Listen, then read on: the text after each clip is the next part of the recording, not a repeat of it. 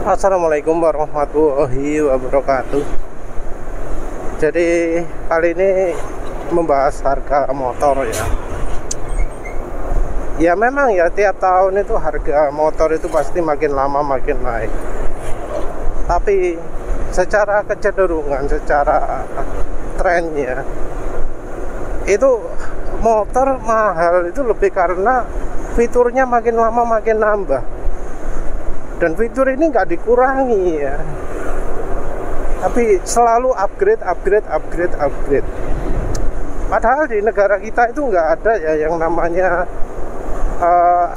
standar euro yang tinggi gitu. Jadi sampai sekarang pun ya sudah berapa tahun negara kita itu ketinggalan dalam standar euro.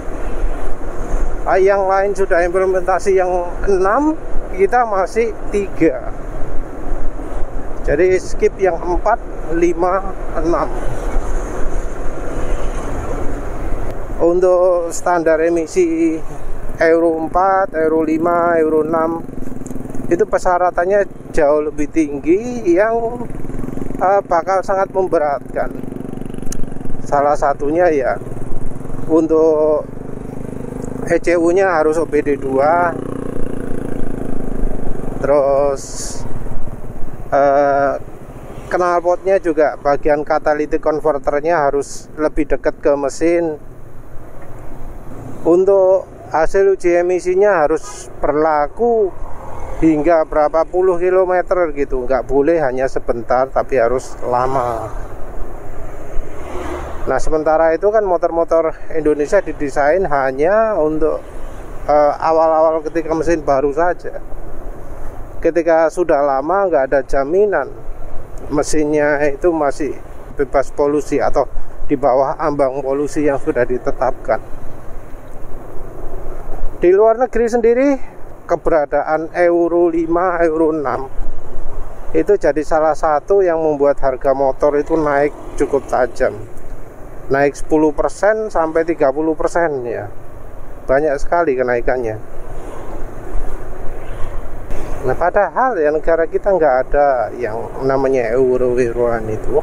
Tapi kok ya tetap ya makin mahal. Makin mahalnya bukan sesuai dengan kenaikan UMK atau UMR, tapi faktor lain. Faktor lain apa itu? Fitur. Kenapa ya sekarang itu fitur-fitur dipaksakan harus ada?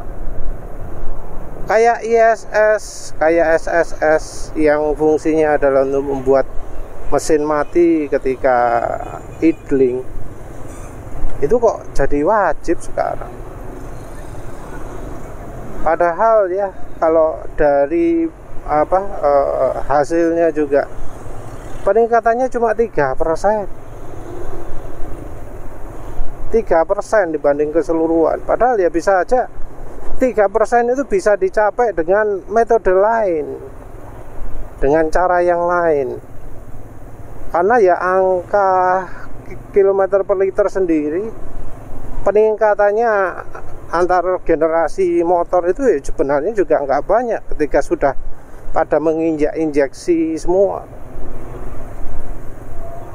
Jadi kalau menurut penulis ISS, SSS itu ya sebenarnya fitur yang lebih banyak mubazirnya, yang benar-benar bisa memanfaatkan atau mendapatkan manfaat dari ISS atau SSS itu sangat sedikit orangnya. Ya memang sih, ya memang sampai sekarang pun yang namanya ISS atau SSS hanya ditawarkan di model bukan yang paling basic ya. Jadi model paling bawah itu sudah nggak dilengkapi SSS. Tapi kalau ngomong nggak dilengkapi juga sebenarnya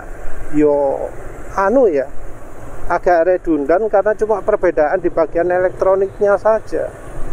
Karena misalnya dinamo starternya ya wes pakai yang sama dengan yang model bisa stop start system itu.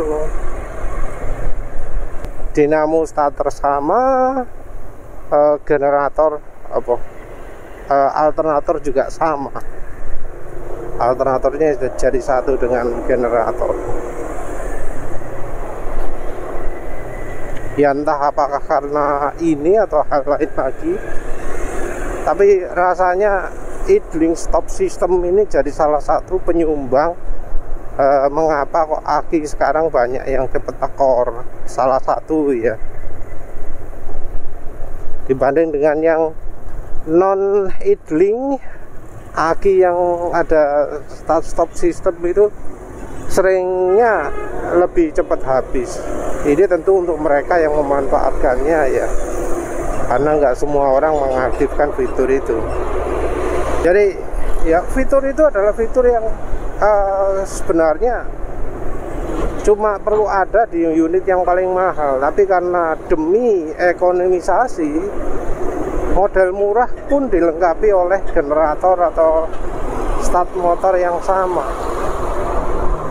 Jadi namanya starter terpisah sudah nggak ada lagi. Jadi bedanya ya antara starter senyap sama yang beletak door gitu ya istilahnya ya.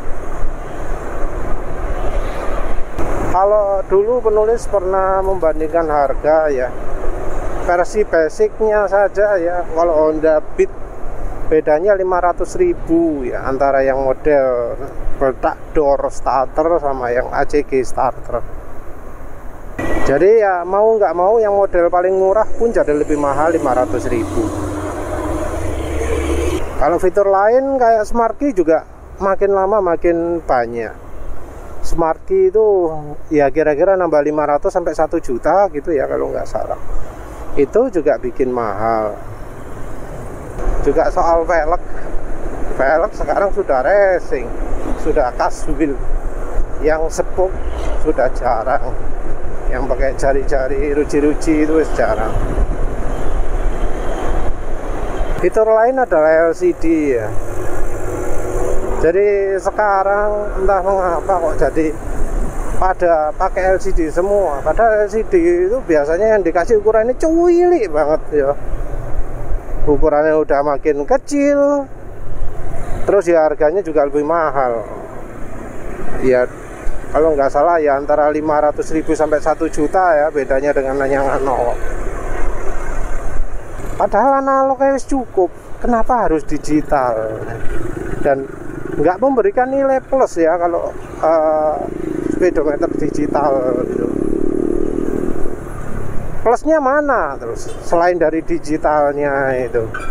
Digital juga cuma terkesan sok modern, padahal digitalnya cuma yang LCD black matrix, dot matrix ya, yang cuma hitam putih atau putih biru atau putih merah gitu. Kenapa kok nggak TFT? Nggak sebanding dengan harganya. Yang analog angkanya gede, gampang kebaca, lampunya juga lebih tahan lama. Yang LCD ada yang jadi burem, ada yang jadi berembun gitu ya. Secara reliabilitas gak sebaik yang analog, bahkan untuk merek tertentu ya, sampai layarnya pet gak ketok apa-apa, hitam blank gitu. Karena memang secara durabilitas terhadap getaran yo lebih kuat yang analog lah. Itu berapa mana? Oh ya, kalau knalpot itu sekarang pakai catalytic converter ya, yang mau nggak mau bikin harga knalpot itu mahal. Kalau dulu kan enggak, di sini logam dong. Suspensi juga begitu. Sekarang suspensi wis nggih tabung. Padahal tabungnya tabung bujukan loh ya. Cuma aksesori tok, regane larang. Sing gari larang opone, cuma nambah tabung tambahan. Terus konsumen itu dibujuki tok loh ya. Untungnya coba untungnya akeh. Dari fitur yang sebenarnya nggak ada gunanya. Juga ada kecenderungan bahwa bodi itu dibikin makin lama makin tebel. Boh, kenapa ya? Dulu itu bodi itu sederhana, apalagi di motor bebek. Plastiknya cuma si jindil ya untuk tebeng depan itu. Sekarang coba nih NMAX ini ono pirang lapis say untuk bagian depan ini. Ada plastik depan, ada plastik belakang, ada plastik samping. Oke. Dan itu yang membuat motor jadi lebih berat. Jadi yo demi mengejar tampilan wis gak simpel lagi sekarang motor itu. Gak kayak DC. DC itu namanya motor ya, plastiknya satu tepeng yang utuhan jadi satu. Dari atas ke bawah kiri kanan ya cuma satu lembar itu tok. Gak berlembar-lembar.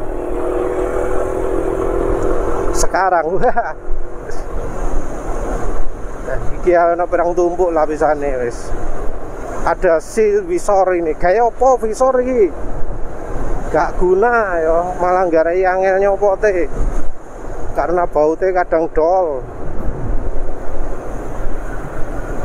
Kayak visor ini kan ya sama sekali nggak ada gunanya atau ya cuma tampilan, dikesankan akan-akan penting gitu padahal ya kawan manfaatnya. Kalau fitur kayak lampu darurat kayak gitu ya rasanya nggak makan tempat ya.